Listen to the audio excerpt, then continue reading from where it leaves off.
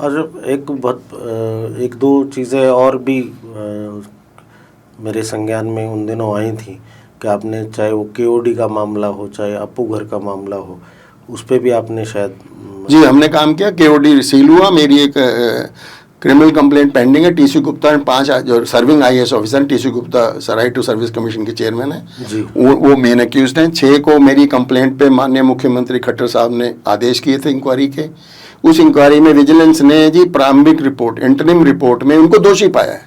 थोड़ा सा मामला बताओगे, केओडी का क्या मामला? सब केओडी ऐसा हुआ कि ये एक सज्जन है, ये गए तब के मुख्यमंत्री भूपेंद्र सिंह हुड्डा साहब के पास जी, उनके घर में बैठ के इन्होंने कहा कि एक ये कल्चरल का सेंटर बना था जी 29 सेक्टर में जी, यहाँ पर राजस्थानी, हरियाणी फोक्स और ये सब परफॉर्म होते थे जी, या होने वाले थे जी, ये बनाया था हुड्डा ने बिल्कुल एट दैट टाइम, जिसमें एक ओपन एयर थिएटर भी था जी जी, 8 करोड़ रुपए उस टाइम कॉस्ट आई जी, 2006-07 में जी, 8 में एक प्रपोजल चला दिया कि ये हम किसी कंपनी को दे देते हैं, टेलर मेड, जिसने ये काम किया हो, विज क्राफ्ट या जो भी ऐसा है, ताकि वो उसको 36 लाख रुपए महीना किराए पे।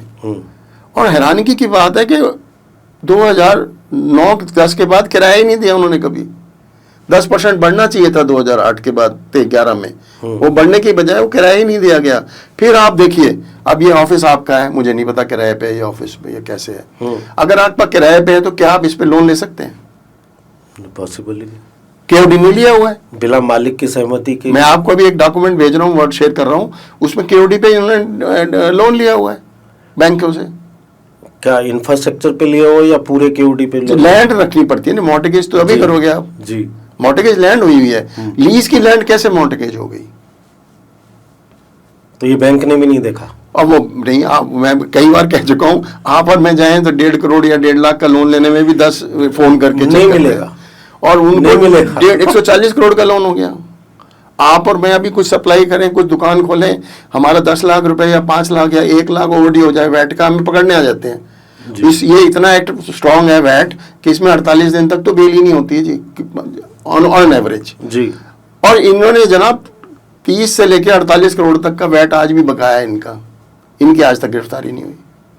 ये तो माननीय मुख्यमंत्री खट्टर साहब की मेहरबानी है हमारे पे कि उन्होंने इसको सील करवा दिया, नहीं तो चले जा रहा था। यही हाल अपू घर का है। अपू घर भी लीज पे है, वो भी बेच रहे हैं। उन्होंने तो शायद दुकानें तक बेची, दुकानें बेच दीजिए, मतलब कमाल है। तो आप लीज ले रहे वो उसमें क्या था, उसमें आपने क्या उसमें हमने ये पूछा था जी कि आपने कैसे दे दिया, या तो बस अड्डे की जगह थी वो जी, फाइलों पे है मेरे पास। हाँ, बस अड्डे की जगह 29 में अंतरराज्यीय बस अड्डा बनना था, अड्डा बना, उसकी हमारे पास वो है। वो जब देनी थी तो उसके बाद आपने कैसे वो कर दिया, बताओ कैसे उसको चेंज कर दिया, सब कुछ वो कर दिया, तो गलत है ना जी। जी। आपके अपने वस्त्रम शोरूम में आपका स्वागत है। यहाँ आपको मिलेगा शादी के लिए बेहतरीन कलेक्शन, चाहे वो पुरुषों के लिए हो या महिलाओं के लिए। पारंपरिक प्रतिधान से लेकर मॉडर्न डिजाइन्स तक हमारे पास है एक शानदार रेंज जो हर खास मौके को और भी खास बनाए। और साथ ही आपको मिलेगी फ्री कस्टमाइज्ड टेलरिंग सर्विस, ताकि आपका हर आउटफिट आपकी परफेक्ट फिट में हो। वस्त्रम शोरूम शहर के प्रमुख स्थानों से जुड़ा हुआ है, चाहे आप किसी भी दिशा से आ रहे हो। यहाँ पर बड़ी और सुरक्षित पार्किंग सुविधा भी उपलब्ध है, जिससे आपको गाड़ी पार्क करने की चिंता नहीं करनी पड़ेगी। तो इंतजार कैसा, आइए और अपनी शादी के सपनों को हकीकत में बदलें हमारे साथ, सिर्फ वस्त्रम पर।